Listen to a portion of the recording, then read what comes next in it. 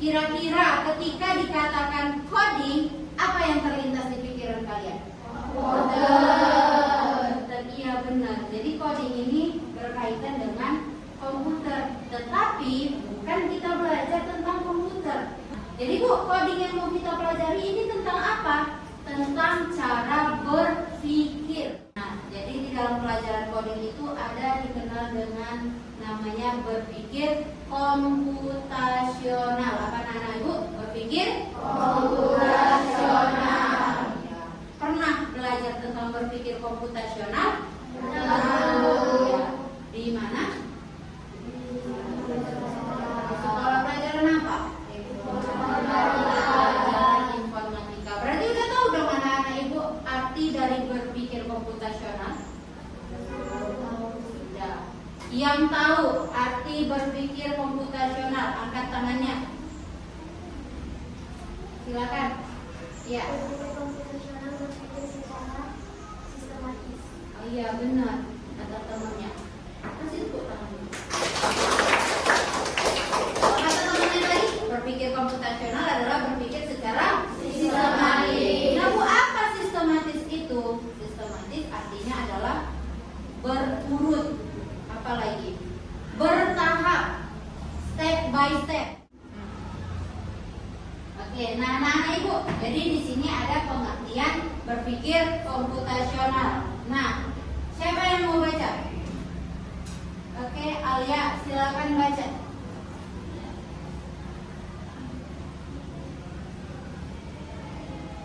Pengertian berpikir komputasional. Cara berpikir untuk menyelesaikan masalah secara sistematis.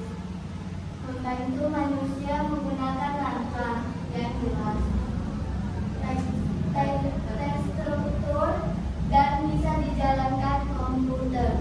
Oke, makasih Alia, silakan duduk kembali. Terima kasih. Oke, nah jadi, anak-anak Ibu, berpikir komputasional adalah cara berpikir untuk menyelesaikan masalah secara sistematis. Jadi kita di sini belajar bagaimana cara menyelesaikan sebuah masalah.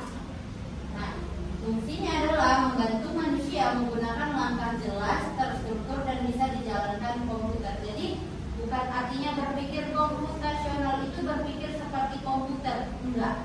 Bukan artinya kita harus berpikir seperti mesin, enggak. Tapi bagaimana kita dapat berpikir menyelesaikan masalah secara teratur. Jadi masalah tadi itu selesai. Oke. Nah, jadi adapun tujuan pembelajaran kita hari ini adalah yang pertama memecahkan masalah kompleks menjadi sederhana. Bu, apa itu kompleks? Kompleks adalah rumit, sulit, ribet. Dengan belajar tentang berpikir komputasional diharapkan nantinya, ini kan tujuan pembelajaran kan, nantinya anak-anak Ibu itu dapat menyelesaikan sebuah masalah yang tadinya ribet, rumit, besar masalahnya menjadi sederhana. Kemudian yang kedua adalah menyusun solusi langkah demi langkah. Jadi anak-anak Ibu nantinya dapat menyusun solusi bagaimana mengatasi masalah itu langkah demi langkah, step by step. Untuk lebih memahami tentang berpikir komputasional, silakan anak-anak Ibu simak video berikut ini.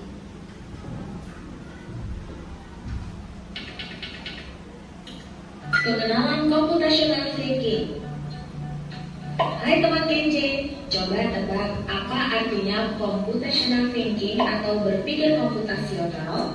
Adakah yang bermata jeli dan melihat kata komputasional di sini? Jadi mungkin ada hubungannya dengan komputer ya? Iya, betul sekali. Jempol buat kamu yang sudah menebak dengan benar. Berpikir komputasional adalah proses berpikir untuk menyelesaikan masalah dengan efektif dan efisien. Masih banyak nih masalah yang lebih kompleks, seperti misalnya mengatur keuangan bulanan, apa yang harus dilakukan kalau kamu tersesat di tempat baru, hingga memilih jurusan dan karir. Nah, kalau begitu, bagaimana agar kita bisa berpikir komputasional? Sekarang kita bahas ya, 4 landasan dari berpikir komputasional. Yang pertama, dekomposisi. Dekomposisi artinya membagi masalah kompleks ke bagian yang lebih kecil agar mudah diselesaikan. Nah, itu dia 4 landasan berpikir komputasional yang perlu diterapkan untuk memecahkan masalah yang kompleks. Harus kamu ketahui, yang pertama adalah dekomposisi, memecahkan masalah besar menjadi bagian kecil. Tadi udah ada contohnya kan? Contohnya kamu adalah ketua OSIS mau buat acara, misalnya acara Isra Mi'raj. Nah itu kan sebuah masalah. Kayak mana aku bisa menyelesaikan acara Isra Mi'raj ini dengan baik sebagai ketua? Bisa dia bekerja sendirian? Enggak. Masalahnya kan banyak. Ada mana harus bagian konsumsi, mana ada yang MC, mana misalnya mau buat lomba, ada yang ngurus lomba, kan gitu kan. Nah jadi masalah yang besar tadi dibuat menjadi part, bagian-bagian. Jadi ini ada yang bertanggung jawab untuk MC, ada yang bertanggung jawab untuk makanan, ada yang bertanggung jawab seksi acara. Jadi masalah besar tadi selesai. Kenapa? Karena ada dibagi kecil-kecil. Selesai satu, selesai satu, selesai satu, selesai satu, selesai masalah. Dalam bis studi wisata, ada 3 kelompok anak yang akan diantarkan ke 3 tujuan berbeda. Bis berhenti pertama di restoran, lalu hotel, dan terakhir di museum.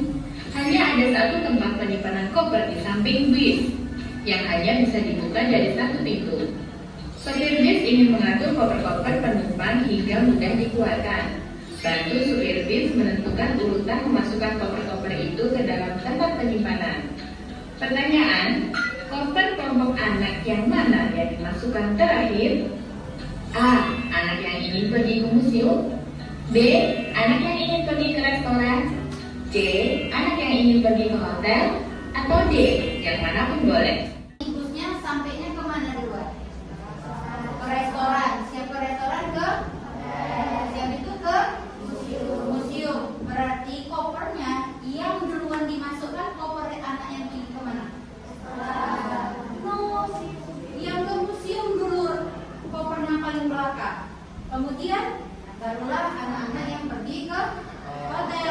Nah yang terakhir dimasukkan adalah koper anak-anak yang pergi ke restoran. Kenapa kayak gitu Bu? Nanti supir busnya tinggal ngeluarin aja. Pertama keluarkan yang pergi ke restoran. Kenapa? Karena itu yang terakhir dimasukkan kan. Jadi nggak ulang-ulang mengerjakannya. Nah itulah yang mau kita pelajari ini. Kayak mana cara berpikir kalian itu yang runtuh sehingga masalah tadi itu selesai dengan sempurna. Gitu. Nggak ulang-ulang dia. Paham kan?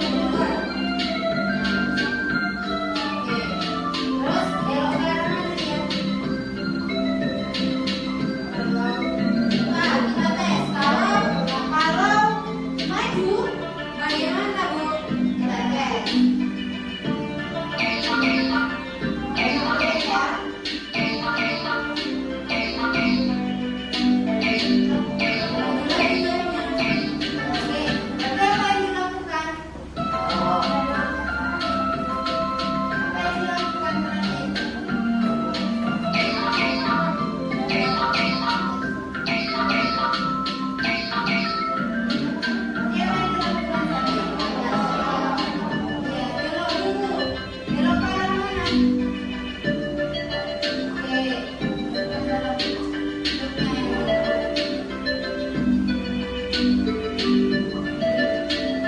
ya belok. Ya, silakan maju.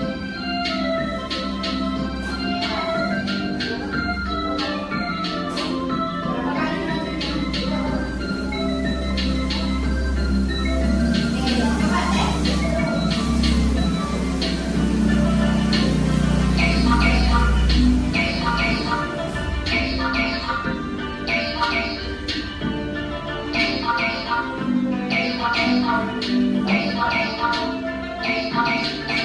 Oke, Sandi menyelesaikan masalahnya. Karena di sini udah terbentuk kelompoknya, 4 kelompok, Ibu buat ini kelompok 1, kelompok 2, kelompok 3, sama kelompok 4. Oke, kelompok 1, kelompok 2, kelompok 3, kelompok 4. Oke, nah perhatikan dulu. Lembar kerja peserta. Pilih satu masalah berikut yang sering terjadi di lingkungan sekolah atau rumah. Masalahnya di situ Ibu ada buat 5 masalah. Yang pertama apa masalahnya? Siswa? Iya, siswa sering terlambat datang ke sekolah. Yang kedua, apa masalahnya? Kelas kotor setelah jam istirahat. Masalah yang ketiga, siswa lupa mengerjakan tugas. Masalah keempat, antrian panjang di kantin sekolah. Yang kelima adalah waktu belajar di rumah tidak teratur. Jadi dari 5 masalah itu silakan pilih 1 masalah. Diskusikan dulu sama temennya. Kira-kira masalah apa yang mau kalian ambil?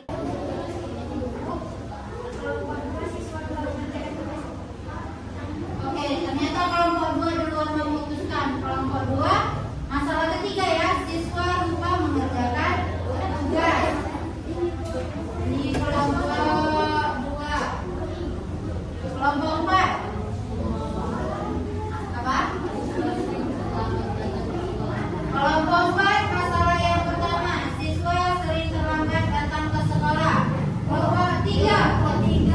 Kelas kotor setelah jam istirahat. Kelas kotor setelah jam istirahat. Itu kelompok 3, masalah kedua. Masalah kelompok 1 apa nak? Tinggal masalah 4 dan 5. Kelompok 1 memilih masalah kelima, yaitu waktu belajar di rumah tidak teratur. Nah, nanti silakan kalian tulis masalahnya di sini. Itu sudah. Kemudian lihat lembar selanjutnya. Di lembar selanjutnya ada langkah-langkah berpikir komputasional. Yang pertama, tuliskan bagian-bagian kecil dari masalah yang kalian pilih. Contohnya tadi masalah kelas kotor setelah jam istirahat. Pertanyaannya, apa saja penyebab masalah tersebut? Apa penyebab masalah kelas kotor setelah jam istirahat? 1, setelah makan malas buang sampah, ya kan? Kemudian siapa saja yang terlibat dalam masalah ini? Iya, kami bu 1 kelas, siswa 1 kelas. Yang kedua, pengenalan pola. Amati dan temukan pola dari masalah tersebut. Kapan masalah ini sering terjadi? Setiap setelah selesai jam istirahat. Kemudian apakah terjadi berulang? Iya. Kemudian abstraksi menentukan hal penting. Faktor utama penyebab masalahnya apa? Cari tahu penyebabnya. Faktor utama penyebabnya.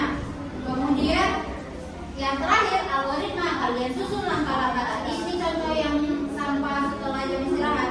Kalian buat langkah-langkahnya bagaimana supaya setelah jam istirahat itu tidak lagi kelasnya kotor. Seperti itu, paham kan? Pengertiannya kan? Oke, silakan diskusikan dengan teman kelompoknya. Oke, nak, ada masalah?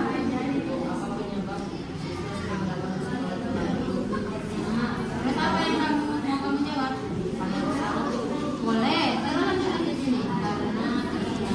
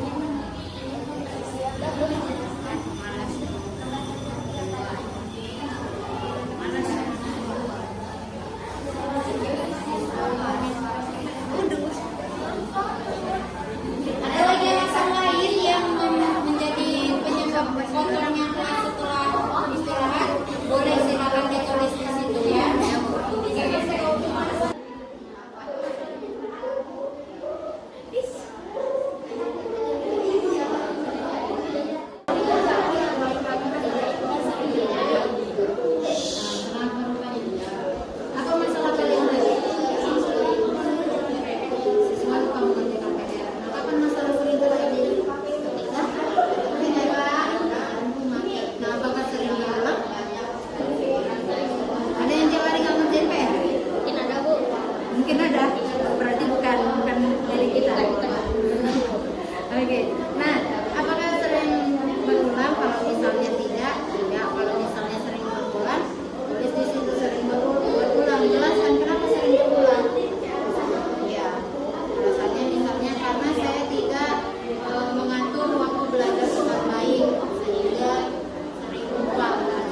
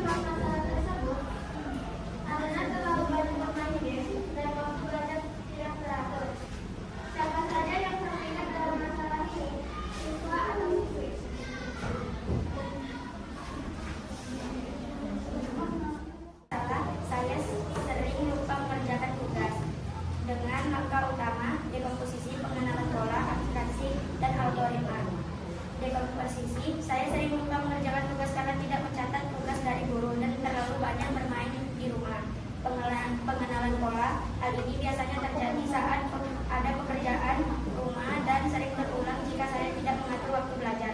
Abstraksi, penyebab terpenting dari masalah ini adalah kurang disiplin dalam belajar. Algoritmanya, untuk mengatasi, saya akan mencatat tugas di buku, mengerjakan tugas setelah pulang sekolah, mengurangi waktu bermain, dan mengecek tugas sebelum tidur. Jadi setiap jam, setiap hari setelah jam istirahat. Aksi penyebab utama dari masalah ini adalah kurangnya kesadaran kami sebagai siswa untuk menjaga kebersihan kelas. Algoritma, solusi yang dapat saya lakukan adalah membuang kepada depannya, melaksanakan piket kelas dengan tanggung jawab dan saling mengikat dengan. Wah, iya. Assalamualaikum warahmatullahi wabarakatuh.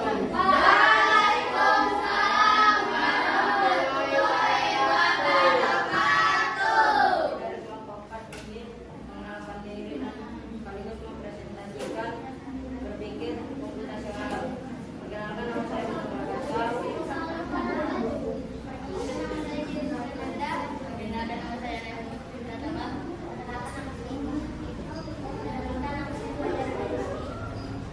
Permasalahan kami adalah siswa sering terlambat datang ke sekolah.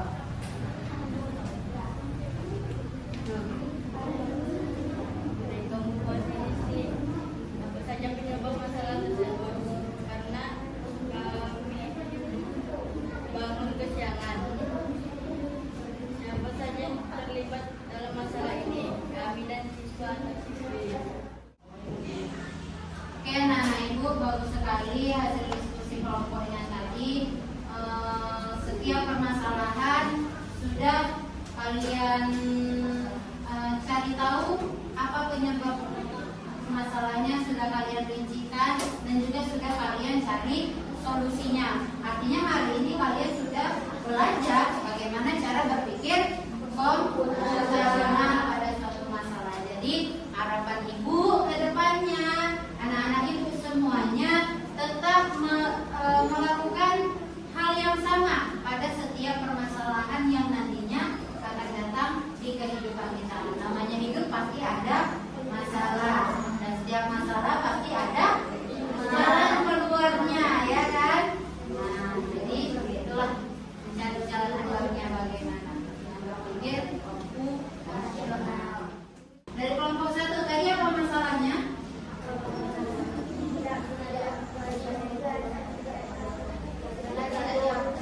Belajar tidak teratur. Kira-kira refleksinya setelah tahu masalah belajar tidak teratur kayak mana?